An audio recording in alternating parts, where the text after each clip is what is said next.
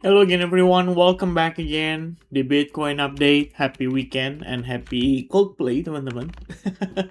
Kemarin ada yang bilang ya katanya baju Coldplay udah comeback. Dan saya udah cek sih di previous tracking button for Bitcoin live streaming, kita udah achieve hampir 400 likes button. Kayaknya udah 400 hari mungkin sekarang ya. Ya, but anyway, thank you supportnya teman-teman. Berarti kita akan live lagi. Mungkin besok ya, di hari Minggu, santai-santai sambil nunggu hari Senin, ya kan. Ntar saya temenin dalam live streaming. Tapi kasih tahu dulu, ya kira-kira di live nih kita mau ngapain nih ya, planningnya. Ngop aja ya, ngobrol apa aja, artinya bebas tanya jawab teman-teman.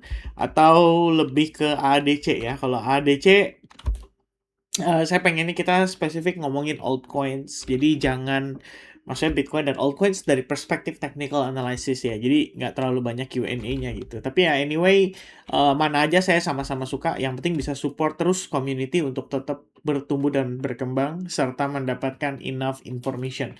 Right. So guys, untuk starting point-nya hari ini saya akan mulai dari Bitcoin ETF inflow. Dapat inflow 90 juta dolar. BlackRock doang yang beli ya, sama satu lagi VanEck tapi cuma 3,6 juta dolar, so technically nggak terlalu berasa lah ya. Dan saya pengen sedikit meng-highlight ya, ini Morgan Stanley teman-teman. Kalau Anda tahu ya, Morgan Stanley ini kan memang baru memberikan penawaran ya, bisa dibilang di pertengahan tahun ini ya, Morgan Stanley. Tadinya ya bisa dibilang salah satu yang agak nggak terlalu, apa ya, mungkin nggak terlalu positif lah ya dengan kondisi Bitcoin gitu.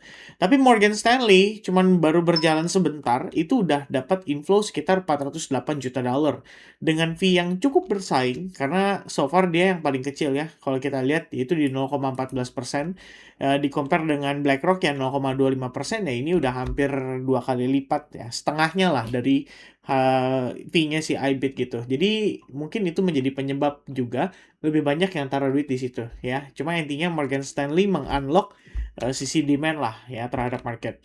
Nah guys, kalau kita lihat dari berita ya, ini sebenarnya sisi berita masih ada, apa ya, kalau saya bilang ya teman-teman sekalian, masih ada kegalauan, masih ada simpang siur ya, masih menjadi salah satu pendorong pergerakan harga secara keseluruhan. Karena kalau kita lihat ada ancaman atau kekhawatiran US Iran pecah lagi perangnya dan akhirnya membuat oil malah jadi najak lagi. Dan otomatis mempengaruhi inflasi ya. Jadi tetap sebenarnya tekanannya itu ada pada inflasinya. Tapi kalau kita lihat di sini, Iran memberikan sebuah statement yang menurut saya cukup menarik, menyatakan bahwa apa yang terjadi pada Selat Hormuz itu adalah pihak-pihak yang tidak bisa dikendalikan sama mereka.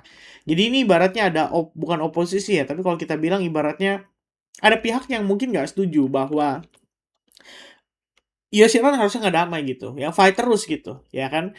Nah, pihak-pihak ini kan adalah biasanya pejuang-pejuang di negaranya sendiri. Mereka yang merasa kebijakannya si mungkin pemimpinnya tidak tepat ya, untuk menerima perdamaian dengan US, bahwa harusnya tetap aktif melakukan serangan karena meyakini bisa menang dan bla bla bla gitu. Jadi dibilangnya bahasanya adalah internal mistake ya. Dan kemudian Trump tadi pagi ngasih ancaman, katanya udah siapin 1.000 rudal ya buat nembakin ke Iran, dan 1.000 lagi juga atau thousands more ya, thousands more artinya beribu-ribu lagi masih standby dan mengancam lah ya bahwa mereka akan serang Iran sepanjang tahun ini gitu. Ya, tapi ya kan kita nggak tahu ya teman-teman. Ini kan masalahnya adalah opsi masih terbuka untuk menjalin diskusi secara diplomatis, dan kalau misalkan itu yang terjadi, maka sebenarnya kita nggak perlu terlalu yang gimana banget sih ya, karena ini adalah permainan panggung politiknya mereka ya, permainan panggung dramanya mereka. Saya pikir yang paling penting kita bicara dari segi fundamental secara jangka panjang, yaitu menjadi alasan kuat ya kenapa istilahnya teman-teman juga memutuskan untuk punya Bitcoin sebagai aset, kan itu ya sebenarnya lebih penting, lebih krusial gitu. Jadi apa yang terjadi pada harga dipengaruhi oleh yang namanya berita seperti ini, sifatnya volatilitas saja ya secara jangka pendek, right? Kira-kira begitu ya. Next week teman-teman sekalian, ya, before biasanya kita di akhir pekan atau hari Senin kalau buat SAG itu kita ngomongin soal next week gitu ya. Nah, next week tuh bakal ada apa berita-berita penting. Minggu depan paling penting guys, kenapa? Karena kita ngomongin inflasi. Ya, inflasi akan memberikan pengaruh secara keseluruhan pada market karena kita bicara bagaimana ya angka daripada inflasi itu bisa mengubah perspektifnya Federal Reserve pada kebijakan yang akan datang ya nanti, pada pertemuan yang akan mendatang ya. Artinya yang paling ditunggu, yang paling diantisipasi sebenarnya adalah di bulan September. Alasannya September, atau lebih tepatnya di bulan 9 adalah karena ini adalah setelah adanya Jackson Hole, ya. Dan kalau kita lihat berdasarkan probabilitas, market itu pricing in kalau The Fed akan melakukan atau meningkatkan suku bunga satu kali pada bulan September mendatang. Ya, di 51,2% market atau partisipasi pasar percaya bahwa The Fed akan naikin suku bunga pada September mendatang. Ini artinya apa? Dampaknya dolar menguat, rupiah melemah, obviously risk on asset bisa kena dampak. Tapi kenapa risk on asset dan seperti S&P dan juga Nasdaq baik-baik aja tuh ya, nggak ada masalah teman-teman. Mereka bahkan closing dalam keadaan bullish ya. Per kemarin kalau kita lihat S&P, saya udah sempat analisis nih, saya share ke teman-teman di SAG. Ya saya nggak tahu ya dimanfaatin atau enggak gitu kan. Tapi kan sebenarnya bisa juga ya kalau misalnya teman-teman active trading di situ juga bisa gitu. So kemarin S&P 500 itu 7.500 by the closing bell. New York Time itu dia balik beneran testing ke level yang saya mau ya, yang udah saya marking dengan magnet itu. Jadi sebenarnya technically kalau kita lihat ini adalah retest terhadap fair value gap, nanjak, bullish bias, and New York Open kemarin di jam 9 malam ya, 8.30 gitu kan, kita ngelihat liquidity sweep. Ya, bisa dibilang ngejemput lah ya beberapa area-area krusialnya, and then responsif, dan langsung nanjak ke level tersebut. Abis itu tutupnya di situ, teman-teman. Jadi kalau kita lihat S&P dan juga Nasdaq, ini mereka nggak pricing in untuk kemungkinan yang namanya ya perang kembali memanas gitu. Dan kalaupun demikian, seperti yang saya udah jelasin di dalam live streaming terakhir, bahwa saat ini teman-teman sekalian, Nasdaq, S&P 500, kenapa mereka baik-baik aja?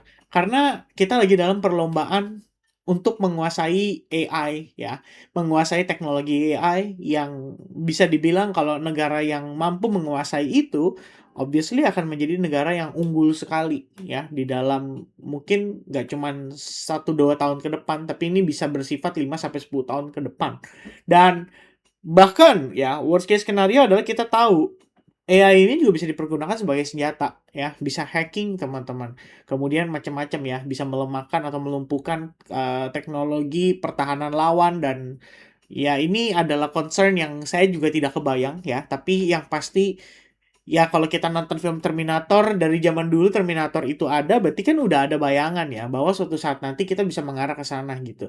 Makanya kalau kita tahu di sini investmentnya China humanoid itu udah jalan guys ya, udah bener-bener jalan, dan mereka udah bener-bener ya bukan prototype begini lagi ya, tapi very very soon Anda akan lihat bahkan udah bisa berbentuk seperti manusia, entah itu sebagai asisten rumah tangga ya kan, jadi untuk pekerjaan yang sifatnya sehari-hari, atau yang saya agak concern ya ini kalau disalahgunakan ya, tapi bahkan kita tahu ya, maksudnya ya istilahnya dengan film, kalian tahu ya Will Smith teman-teman ya, I Am Robot ya, Will Smith itu kan filmnya yang juga sama ya. So technically ya ini udah terbayangkan, udah tergambar gitu. I mean if someone can imagine ya, atau punya creativity, atau punya bayangan ya bahwa kondisi kayak begini bisa terjadi gitu. Ini dari 2004, sekarang udah makin deket ya untuk kemungkinan ini bisa terjadi gitu. Tapi ya saya nggak ngomongin itu ya. Intinya adalah bukan waktu yang tepat untuk membuat market mengalami crash ya, atau mengalami yang namanya kalau kita bilang tuh bahasanya pesimis ya teman-teman. Jadi mereka tetap butuh investor, mereka tetap butuh yang namanya dorongan untuk mensupport terus ya improvement setiap hari pada si AI model ini. Dan ini yang memungkinkan membuat S&P 500 dan juga Nasdaq agak ignore dengan segala kondisi yang ada. Walaupun ya kita bisa bilang apa yang dilakukan The Fed ini sifatnya adalah memperketat likuiditas, yang artinya membuat mereka akan kesulitan untuk keluar dari market kalau nggak ada likuiditas. Ya, kita harus pahami hal tersebut karena yang namanya smart money atau whales, mereka punya duit banyak. Yes, mereka bisa chip in anytime, tapi permasalahannya adalah ketika mau exit, mereka harus tahu ya bahwa ketika mereka hendak exit harus ada euforianya di market. Euforia itu yang berasal dari retail money, dan retail money itu yang beli dari mereka. Sehingga mereka bisa cash out dan bisa dapatkan keuntungan. Kan seperti itu sebetulnya. Nah, dengan naiknya suku bunga ini, berarti kan sebenarnya harusnya ada kekhawatiran itu. Atau jangan-jangan seperti yang saya bahas sebelumnya, pada salah satu live streaming yang udah sempat kita sampaikan waktu itu, jangan-jangan inflasi beneran akan turun, dan ya maksudnya beneran akan turun sih akan ya, karena kita ngelihat dari inflasi sisi minyak aja tuh udah turun guys. Saya udah pernah kasih tahu cara ngitungnya kan, perbandingan antara harga minyak bulan Juni dengan Juni tahun lalu. Itu kan udah jelas ya, dari sisi angka mungkin yes kita bisa bilang nggak sebaik tahun lalu gitu ya, nggak semurah tahun lalu gitu. Kalau kita ngomongin tahun lalu, bulan Juni itu harga minyak ya sebenarnya di kisaran 76 ya. Ini kalau kita ambil average-nya di sini nih teman-teman, saya kasih garis dulu sama di sini mentoknya kali ya. Kita bilang batas atasnya gitu ya. Tengah-tengah lah nih. Ya sebenarnya ada di kisaran $68 per barel, dan itu pada Juni 2025. So far kita mendekati angka itu, dan ya sebenarnya per akhir periode Juni kita tuh sempat lebih di bawahnya gitu ya, di $67 gitu. So kalau kita ambil average-nya atau angka tengahnya, let's say $68, ini bahkan lebih rendah daripada harga minyak tahun lalu. Jadi berpikir secara logika saja teman-teman. Kalau kita lihat ya, angka yang muncul di sini, CPI itu bisa negatif estimasinya. Itu bisa negatif ya, yang month over month. Jadi bukan year over year. Kalau year over year angkanya tetap lebih rendah, karena kalau kita lihat CPI-nya tuh 3,92%, di mana sebelumnya itu udah tembus angka 4,3%. Kalau saya nggak salah ya, kita double check dulu teman-teman, just to make sure. CPI year over year, bener ya, 4,2% ya. Mohon maaf, salah sedikit, 0,1%. Jadi estimasinya adalah turun ke 3,9%, artinya turun 0,3%. Dan core CPI-nya diperkirakan atau proyeksinya itu di angka 2,85%. Artinya kisaran 2,8%. Dan kalau core CPI-nya di angka segitu, berarti turunnya nggak terlalu banyak teman-teman. Karena memang, yang kenapa bisa banyaknya di CPI ya, karena ini termasuk dengan minyak dan harga energi dan makanan. Ya, ini yang paling volatile lah kalau kita bilang gitu. Kalau core CPI enggak ya, cuman efek samping dari harga bahan bakar yang lebih mahal otomatis kan mempengaruhi cost produksi, mempengaruhi juga yang namanya ya harga akhirnya gitu. Jadi kalau dijual ke publik udah pasti akan bertambah lah ya istilahnya untuk biaya produksinya mereka. Nah, maka CPI-nya diestimasinya turun. CPI yang month over month ya estimasinya adalah negatif 0,06%. Kenapa bisa negatif? Ya wajar, karena di bulan Mei angka minyak tuh masih di atas $85 per barel, dan di bulan Juni tuh udah di bawah $85 per barel, bahkan sempat ke 67 ya dolar per barel. So, I think teman-teman based on data tersebut, saya pikir ini bisa banget dong ngubah perspektifnya The Fed. Nah, jangan-jangan kenapa yang namanya Nasdaq sama S&P 500 still doing very very well, tetap maintain bullish biasnya, tetap maintain bullish structure-nya, dan belum mengalami retracement besar. Bahkan kalau teman-teman lihat industrial average alias industri, ya ini kita bicara untuk saham-saham industri, baru aja minggu lalu itu all time high lagi dan menembus angka 53.200 poin ya, which means teman-teman somehow for some reason some of the market ya saat ini cukup yakin dan berani berspekulasi di risk on asset, dan risk on itu adalah stock market teman-teman. Jadi kalau kita lihat dari sini ya tetaplah kita harus punya pandangan yang bisa dibilang agak ya open minded ya, artinya ada kemungkinan dong yang namanya Bitcoin itu mungkin naiknya ini agak bisa lebih terextend ya. Saya sih meyakini kita masih tetap on track untuk yang namanya 4-year cycle. Artinya what can happen next teman-teman sekalian, selain faktor full moon yang kita udah bahas beberapa waktu lalu, dan so far sih sejalan ya. At least 15 hari kan, berarti sampai minggu depan masih bisa gitu ya. Maka saya beranggapan bahwa we might still in the second wave ya, yang manakala ini adalah first wave-nya, ada kemungkinan kita ABC-nya itu bersifat irregular ya. Jadi Anda bisa cek itu ABC expanded ya. Lebih kurangnya nanti kalian tulis kayak gini pasti akan muncul. Nah, expanded atau irregular itu karakteristiknya adalah dia mengalami yang namanya liquidity sweep ya terhadap B wave-nya. Jadi kalau kita lihat B wave-nya nih, anggapannya teman-teman, oops, my bad. Here we go, ya. Ini yang B wave-nya nih, ya. Ini A wave, 3 wave ya teman-teman, turun ke bawah nih, 1 2 3, 1 2 3 naik ke atas, dan kita bisa lihat 1 2 3. Nah, C-nya ini adalah B wave-nya gitu ya. Maksudnya begini teman-teman. Jadi saya gambarinnya harusnya begini, A, B, and potentially C wave. Lalu saya bikin ini jadi lebih besar kali ya, supaya teman-teman bisa kelihatan lebih jelas. Dan saya pakai minor, habis itu saya pakai warna biru kali, tuh teman-teman. Ya, jadi kalau Anda perhatiin ini, A, B, C, A wave, A, B, C, B wave, dan dia harus fake out ya. Jadi ibaratnya nih tuh, fake out ya. Jadi ada semacam liquidity sweep atau deviasi, and then C wave-nya itu dalam 5 wave teman-teman. Artinya 1, 2, 3, 4, dan 5. Kalau memang kayak gitu, ini ada kemungkinan 1.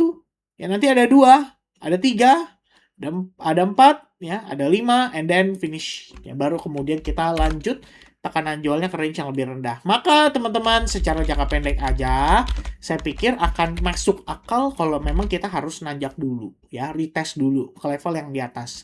Kemarin saya udah bahas juga bahwa di sini kalau teman-teman argumentasinya adalah melihat ini sebagai potential inverted head and shoulders, which is nggak salah juga, gitu ya. Saya pakai chart yang kosong deh ya teman-teman, khusus untuk live streaming di YouTube. Untuk live streaming ya, khusus untuk video ini, oke? Nih teman-teman, jadi yang kemarin saya bahas itu adalah, yes, we could see there is a potential of inverted head and shoulders, and if we have a breakout, ada potential kita bisa visit ke zona di atas ini teman-teman.